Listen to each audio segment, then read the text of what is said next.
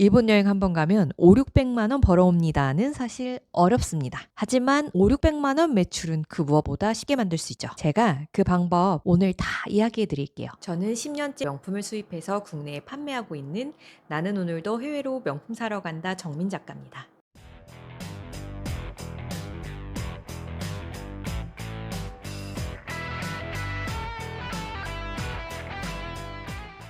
1박 2일 혹은 2박 3일 경비 뽑고 100만 원 정도 벌어오는 것을 목표로 가볍게 휘리릭 나갔다 오는 거는 여전히 가능합니다. 대신 한 달에 한 번이 아니라 두세 번 다녀오면 좀 더 벌 수는 있겠죠. 제가 지난 영상에서 한 가지 아이템으로 8억 넘게 팔았다고 말씀드린 거 있잖아요. 이런 아이템은 여행하면서 사들고 오는 게 아니라요. 일본 도매상으로부터 대량 수입해서 버는 겁니다. 그런 아이템을 찾으려면 아무래도 자주 나가서 많이 봐야 하니까 자주 가는 거고요. 그러면서 경비도 뽑고 현장에 나가 있는 시간을 돈으로 만들려고 추가로 조금 더 벌어올 수 있게 나름대로 구조와 루틴을 짜서 일본에 다니고 있습니다. 온전히 비행기에 있는 시간 정말 집중이 잘 되더라고요. 그래서 해결해야 할 문제가 있거나 평소에 읽으려고 쌓아두었던 책들 이때 보고요. 덕분에 이 시간을 진짜 잘 활용하고 있어요. 어쨌든 가까운 곳이지만 한국과는 또 다른 공기잖아요. 비행기 탄 김에 현지 맛집도 혼자 가고 좋아하는 맥주도 한 잔 마시고 이곳엔 있는데 한국에는 없는 아이템들은 뭐가 없는지 살펴보기도 하고요. 이 일 누구나 할 수 있는 일이고 쉬운 일인 거 맞아요. 하지만 눈썰미나 정보력은 있어야 할 수 있어요. 그런데 하루아침에 뚝딱 만들어지지는 않는다는 거죠. 그래서 보통 유튜브에 널리 퍼져 있는 똑같은 루트로 다니는데 다리만 아프고 은근 못 사고 빈손으로 오시는 분 많을 거예요. 그럴 수밖에 없죠. 돈 되고 핫한 상품이 손들고 우리를 기다리고 있진 않을 거니까요. 그런 건 귀신같이 이미 누군가 쓸어갔습니다. 그런데 왜 일본에 가냐고요? 일단 명품, 그 중에서도 특히 패션 잡화 브랜드 상품은 우리나라보다는 일본이 훨씬 더 다양하고 많거든요. 물론 유튜브에 알려진 엄청 많이 남는 누구나 다 아는 상품은 운 좋아야 만나겠지만 팔면 10,000원, 20,000원 남는 것부터 30,000원에서 한 7, 8만원 남는 상품들이 곳곳에 숨어 있습니다. 적어도 10년 동안 빈손으로 온 적은 없었으니까요. 그럼 이런 제품 어떻게 찾는지 궁금하시죠? 일단 내가 사용할 걸 고르는 건 아니니까요. 개인 취향은 잠시 넣어두시고요. 요즘 거래가 매우 활발한 플랫폼 크림을 활용하면 어떤 브랜드가 잘 팔리는지, 어떤 모델이 얼마에 팔리는지, 원가가 얼마인지 다 나옵니다. 다만 이걸 좀 더 전문적으로 업으로 하시려면 브랜드 유통의 큰 시장에 대한 흐름도 읽어야 해요. 일본이 아닌 유럽에서도 B2B로 풀리는 모델은 아닌지, 국내에서 판매하는 병행 수입업자들이 많이 수입한 제품인지, 혹은 단종 예정이 있진 않은지 등등.